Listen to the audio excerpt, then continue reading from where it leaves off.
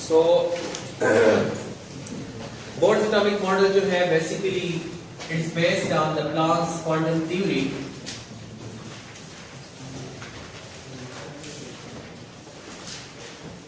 Planks quantum theory कल हमने detail के साथ डिस्कस की थी, ठीक है। According to Planck's quantum theory जो आपके पास एनर्जी है दैट इज क्वांटाइज्ड, सही है। क्वांटाइजेशन ऑफ एनर्जी पर बेस्ड है पूरी जो आपके पास प्लैंक्स क्वांटम थ्योरी है, सही है। और जिसके लिए हमने इक्वेशन पढ़ा था कि जो एनर्जी है वो बराबर होगी h new is the frequency, h is the Planck's constant, ठीक है। नाउ नील बोर्स जो है इसने 1913 में अपना ये मॉडल पेश किया है। अकॉर्डिंग टू दिस मॉडल इसका जो बेसिक और बुनियादी मकसद था to address the discrepancies present in the Rutherford atomic model. तो सबसे पहला जो डिफेक्ट रदरफोर्ड एटॉमिक मॉडल में था that was based on the planetary system. जिस तरह प्लैनेटरी सिस्टम है कि सितारे जो हैं वो एक स्पेसिफिक सितारे के गिर्द घूमते हैं, इसी तरह अकॉर्डिंग टू रदरफोर्ड जो इलेक्ट्रॉन्स हैं वो न्यूक्लियस के गिर्द घूमते हैं, सही है। So in Rutherford model exact path of the electron वो मेंशन नहीं था। तो बोर्स मॉडल का जो सबसे पहला पॉइंट है वो यही है कि इलेक्ट्रॉन्स जो है revolve around the nucleus in fixed circular path। कि जो इलेक्ट्रॉन्स रिवॉल्व करते हैं न्यूक्लियस के इर्द अकॉर्डिंग टू रदरफोर्ड वो वैसे रैंडम नहीं होता बल्कि वो एक फिक्स सर्कुलर पाथ में होगा, ठीक है। इस फिक्स सर्कुलर पाथ को इसने ऑर्बिट या शेल या एनर्जी लेवल का नाम दिया। ऑर्बिट या शेल, और चूंकि हर एक ऑर्बिट की एनर्जी फिक्स्ड होगी दैट्स व्हाई इसको एनर्जी लेवल का नाम भी दिया। तो ये तीनों एक ही चीज को रिप्रेजेंट करते हैं। ये वो जगह है अराउंड द न्यूक्लियस जहां पे इलेक्ट्रॉन रिवॉल्व करता है। So this is a fixed circular path जहां पे इलेक्ट्रॉन रिवॉल्व करता है, ठीक है। दूसरी बात कि as long as electrons revolve in the same orbit it does not radiate energy nor it absorb energy, सही है। there is no loss or gain in energy as long as electrons revolve in the same orbit।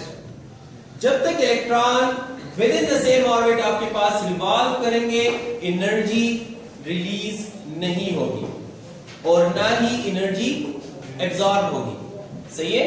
क्योंकि Rutherford model में एक दूसरा defect था। According to that model electrons जो है continuously वो रिवॉल्व करते हैं और कंटिन्यूसली वो एनर्जी लॉस करते हैं, सही है। सो उसमें पहले ये पॉइंट था कि अगर वो कंटिन्यूसली एनर्जी लॉस कर रहे हैं so why don't they fall into the nucleus. Atom का स्ट्रक्चर कोलैप्स क्यों नहीं हो रहा, इलेक्ट्रॉन न्यूक्लियस के अंदर गिरते क्यों नहीं है। अगर ये एनर्जी कंटिन्यूसली लॉस कर रहे हैं तो इलेक्ट्रॉन की एनर्जी ऐसे कम होती जाएगी और जो शेल है वो ऐसे कम होता जाएगा, रेडियस कम होता जाएगा और एट द एंड इलेक्ट्रॉन जो है वो न्यूक्लियस में गिर जाएगा, ठीक है। अच्छा, अब इलेक्ट्रॉन एक ऑर्बिट में मौजूद है, ठीक है, और आपने एनर्जी सप्लाई कर दी, इलेक्ट्रॉन ने एनर्जी गेन कर दी। So electron will jump to the higher orbit.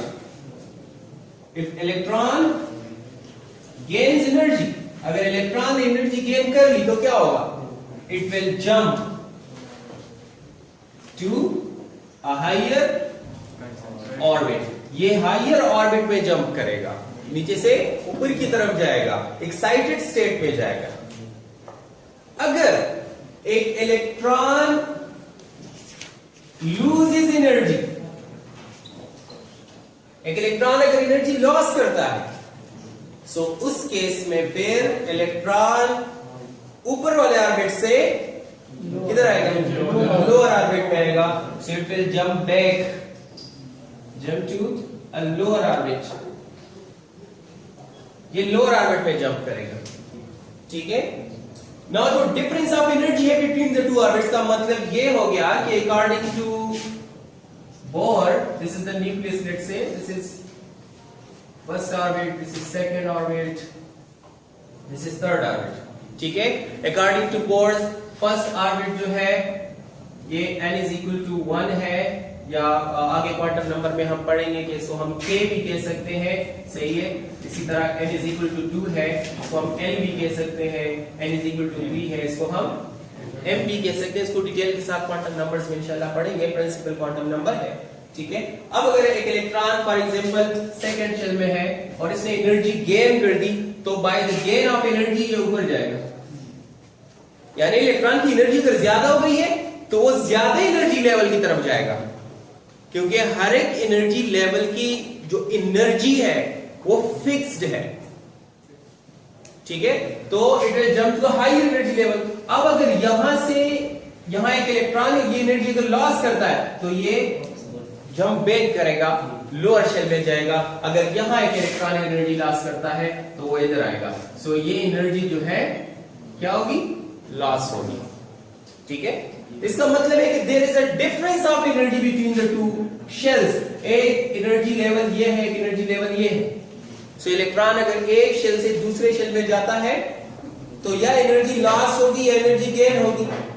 ये जो डिफरेंस ऑफ एनर्जी है, so that difference of energy is addressed as E2 minus E1, या आप EH minus EL भी लिख सकते हैं कि energy of higher shell minus energy of lower shell. जो हायर शेल की एनर्जी है माइनस लोअर शेल. ठीक है. एंड यू नो जो E है according to Planck's quantum theory, this is equal to h nu. h nu के बराबर होगी. सो एनर्जी कितनी रिलीज होगी, h nu के बराबर एनर्जी रिलीज होगी. सही है.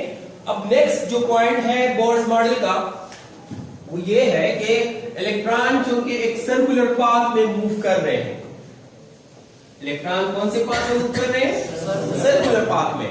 और जब सर्कुलर मोशन कोई चीज करता है तो लाजमन उसमें क्या होता है, एक एंगुलर मोमेंटम उसका होता है.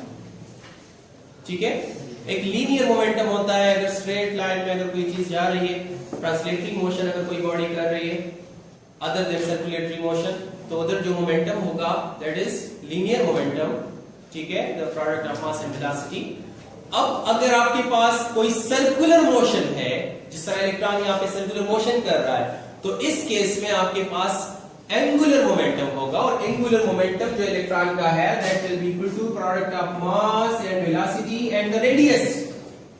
Radius of the circular path कितना है, along with the product of the mass and velocity. This will give you the angular momentum of the electron. अब जो इलेक्ट्रॉन का एंगुलर मोमेंटम है that is integral multiple of nh by 2 pi. This is an integer n which can be 1, 2, 3, 4, 5, 6 and so on. H by 2 pi is a constant, is Planck constant. 2 and pi, you know, these are constants. ठीक है. pi 3.14 के बराबर है. So h by 2 pi का integral multiple जो है सिर्फ वही एंगुलर मोमेंटम पॉसिबल है. इलेक्ट्रॉन का जो एंगुलर मोमेंटम होगा वो सिर्फ LH by 2 pi होगा. बात समझ में आ रही है कि नहीं. क्वांटाइजेशन है. जिस तरह हमने क्वांटाइजेशन ऑफ एनर्जी पढ़ी, सो n की जो वैल्यू है उसके मुताबिक आपके पास क्या होगा, इलेक्ट्रॉन का एक एंगुलर मोमेंटम होगा. तो इसका ये मतलब हो गया कि इलेक्ट्रॉन सिर्फ और सिर्फ आपके पास एक स्पेसिफिक शेल में होंगे, जहां पे इसके मुताबिक आपके पास अगर एंगुलर मोमेंटम है तो इलेक्ट्रॉन वहां पे रिवॉल्व करेगा. यहां पे दरमियान में इलेक्ट्रॉन नहीं हो सकता. ठीक है ना. मसलन h by 2 pi for example, suppose करें h by 2 pi की वैल्यू लेट्स से आपके पास 10 अगर आ गई, तो एंगुलर मोमेंटम या तो 1 मल्टीप्लाई बाय 10 होगा या 2 मल्टीप्लाई बाय 10 होगा या 3 मल्टीप्लाई बाय 10 होगा या 4 मल्टीप्लाई बाय 10 होगा एंड सो ऑन। अब ये 10 है, ये 20 है, ये 30 है, ये 40 है, इसके दरमियान कोई वैल्यू नहीं हो सकती। इसके दरमियान कोई वैल्यू नहीं हो सकती, यहां पे कोई वैल्यू आपके पास नहीं हो सकती। 15 अगर एंगुलर मोमेंटम आ रहा है तो वो इलेक्ट्रॉन वहां पे रिवॉल्व नहीं कर सकेगा, उस मोमेंटम के साथ इलेक्ट्रॉन मूवमेंट नहीं कर सकेगा। इलेक्ट्रॉन या तो 10 के साथ करेगा या 20 या 30 या 40 या 50। बात समझ में आ रही? सो जो एंगुलर मोमेंटम है इलेक्ट्रॉन का वो क्या होगा, वो इंटीग्रल मल्टीपल होगा h/2π का। सही है? सो ये बेसिक पॉइंट्स थी आपके पास बोर्स एटॉमिक मॉडल की। ठीक है, अब ये जो चीजें हैं, ये जो मॉडल है स्पेसिफिकली बोर्स का मॉडल वो यूनी इलेक्ट्रॉन सिस्टम के लिए है, ये आपने ध्यान में रखना है। यूनी इलेक्ट्रॉन सिस्टम का मतलब क्या है कि एक ऐसा सिस्टम जिसमें सिर्फ एक इलेक्ट्रॉन हो।